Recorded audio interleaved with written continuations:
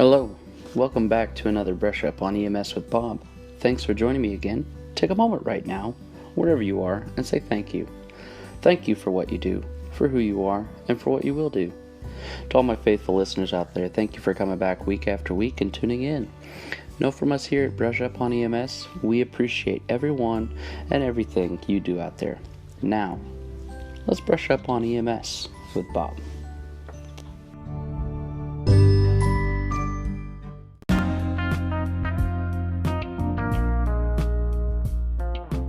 Like, comment, subscribe, tweet, and retweet all the Brush Up on EMS genre. We're also on the following platforms for this podcast: iTunes, Google Podcasts, Spotify, Breaker, Stitcher, Pocket Cast, and Radio Public.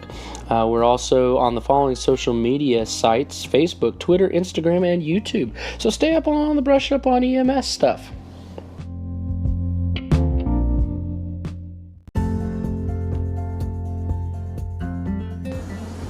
Alcohol, caffeine dependence, health issues like obesity and other chronic issues, feeling sleepy while driving, depression, anxiety, all these things are happening to you? Well, you might just have that crazy disease called sleep deprivation.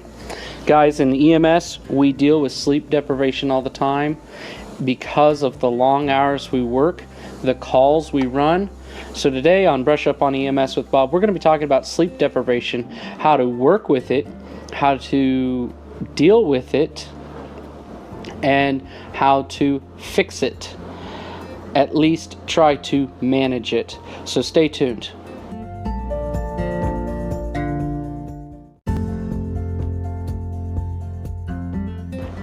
In this day and age, I think we've forgotten how to sleep. Yes, you've heard me right. I've just said we've forgotten how to sleep. Because I think we've gotten this thing in our head that we've got 24-hour McDonald's, we've got 24-hour IHOP, we got 24-hour Walmart. We have all these amenities that are open 24 hours a day. We have forgotten how to sleep. People don't go to sleep like they used to. People are up at all hours of the night, and that is what causes sleep deprivation in EMS, because people are up at 3 o'clock in the morning. Thus, we're up at 3 o'clock in the morning because now they're having chest pain or shortness of breath. Not discounting the fact that they're actually having a medical issue, but they're up at that time of the night. Why? Who knows? So, when we talk about sleep deprivation in EMS, guys, we need to have rest, good diets, and exercise to maintain our bodies. And if you're having alcohol dependence, caffeine dependence, health issues, feeling sleepy while driving the ambulance or your personal vehicle, depression, anxiety, the list goes on and on. If you're having these issues, you probably should be starting to look at how are you sleeping.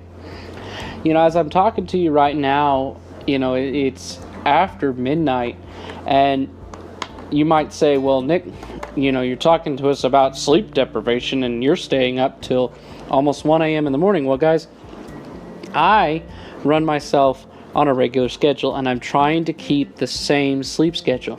So instead of going to bed at 10:30 every single night and then going to the station and then, staying up when I'm first out on the ambulance till 1 or 2 in the morning and being so exhausted, I keep that same schedule till I'm up about 1 or 2 in the morning.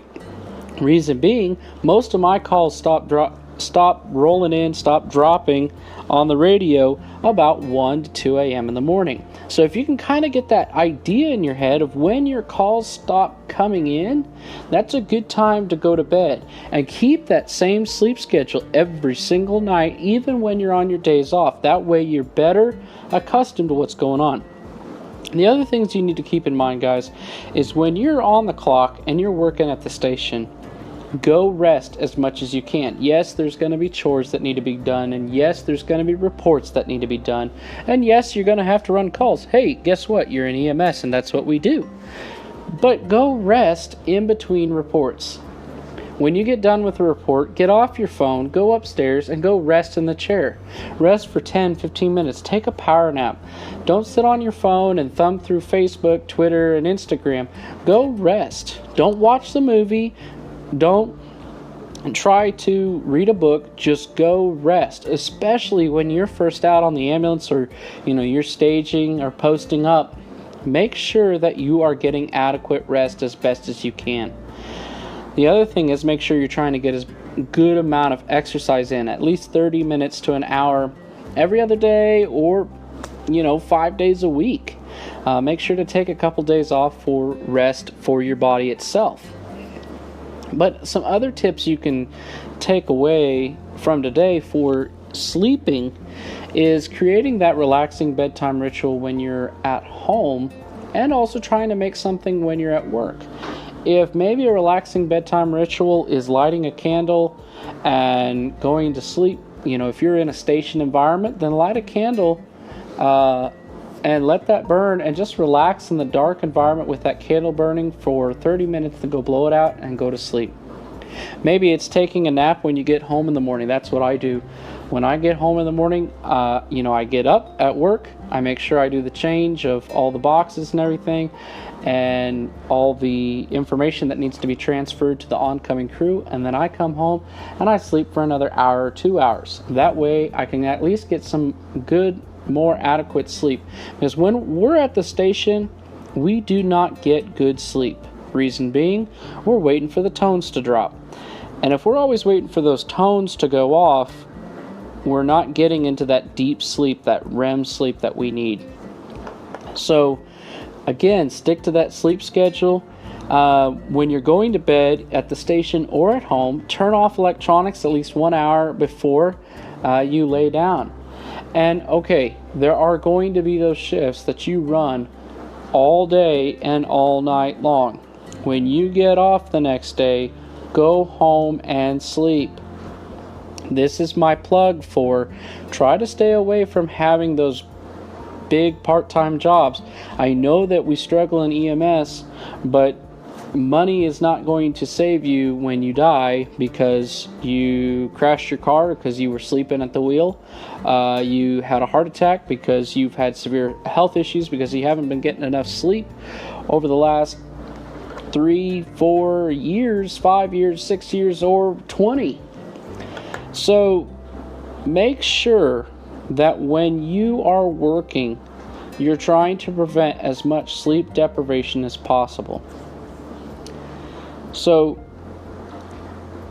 how much sleep should you be getting? Well, the National Sleep Foundation said about 7 to 9 hours for the ages 18 to 64. So for the ages of people who are in the EMS profession from start of working to retirement, 7 to 9 hours.